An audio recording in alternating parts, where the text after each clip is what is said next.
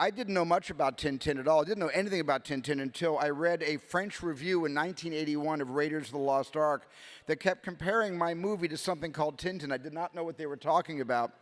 I got one of the books. It was all in French. I don't read French, but I could read the story just based on the illustrations, the amazing artwork, the characters, the humor, the plot. It was all illustrative. It was done by Hergé. I didn't need to read the words. When I got to the end of it, I could see their point. I could see a little bit of it was a bit of a cousin.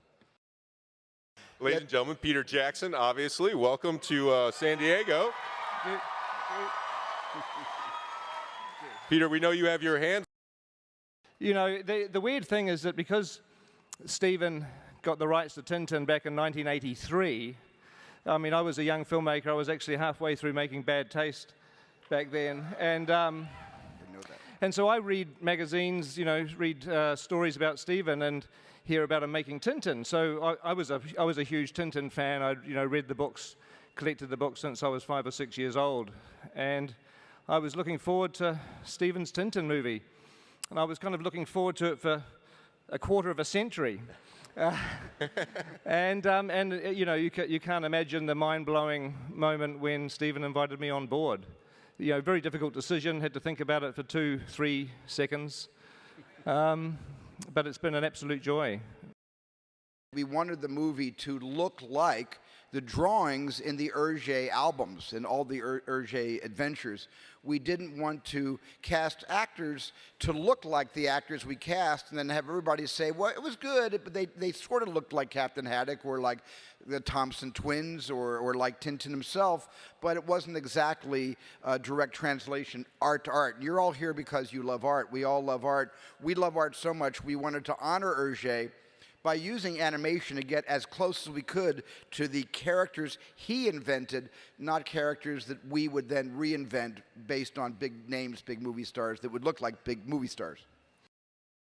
The great freedom that we had is virtually any movie that you cast, any traditional movie you cast, you know, what the actors look like is obviously an important factor. I mean, it's the talent of the actor, but if they don't look right for the part, then obviously that creates a difficulty. But the wonderful thing with motion capture is that you have the entire casting pool of actors available to you. I mean, you know, this is the only film that you'd ever cast Simon Pegg and Nick Frost as twins, for instance, identical twins. One of the things about Tintin that I'm always excited about whenever I see the movie in its different stages is that it's a film that Steven personally shot. I mean, he had the camera in his hand the whole time, and so it was almost like shooting the old 8mm films, wasn't it? It was the closest experience to, because I had to do, I think, because it was it's like a PlayStation game controller with a 6-inch color monitor in between, and you're all completely up to date about this technology, but you look up and you see actors in motion capture suits in a white basketball court we call the volume, but I would look down into the monitor and there would be the characters, the actual, real-time Tintin, not fully animated, that we'll give you a little sample in a few minutes, but enough that I could actually be in the world of Tintin, getting all of my shots and planning all of my angles.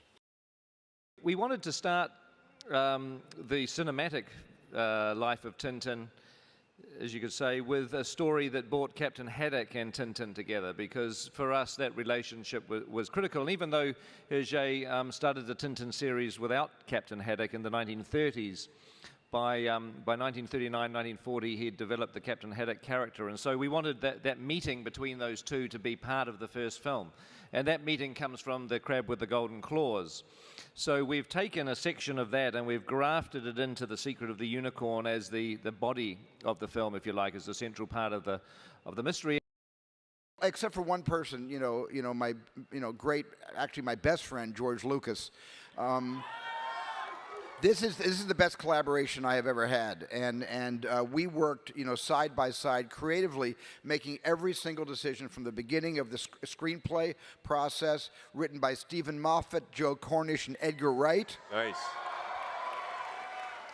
To the approval of all the shots that is ongoing right now. This has been such a wonderful treat for me, a real honor for me to work with this guy. It's just like working with your brother.